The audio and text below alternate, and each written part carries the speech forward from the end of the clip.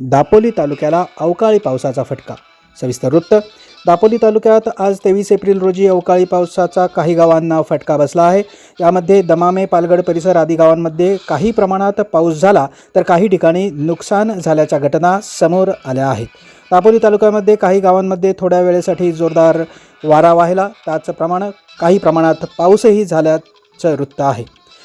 या आजच्या वादळ वाऱ्यामध्ये दापोली तालुक्यात पालगड कातळवेदी येथे शिवराम भडवळकर यांचा गुरांचा गोठा कोसळून एक बैल जखमी झाला आहे। या घटनेचा पंचनामा सादर करण्याची तजवीज प्रशासनानं केली आहे। दापोली मंडणगड रस्त्यावर पालगडजवळ एक झाड पडून रस्ता बंद झाला होता। सदरचे झाड पोलीस पाटील आणि ग्रामस्थांनी तात्काळ बाजूला करून रस्ता पूर्ववत केला आहे। तालुक्यात या व्यतिरिक्त अन्य ठिकाणी कुठेही जीवितहानी अथवा मालमत्तेचं नुकसान झालं नसल्याची माहिती दापोली तहसीलदार अर्चना बोंबे यांनी निवेदिता फास्ट न्यूजजवळ बोलताना दिली।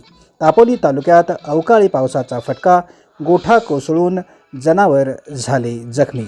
विशेष प्रतिनिधी प्रशांत परांजपेसह निवेदिता फास्ट न्यूज दापोली।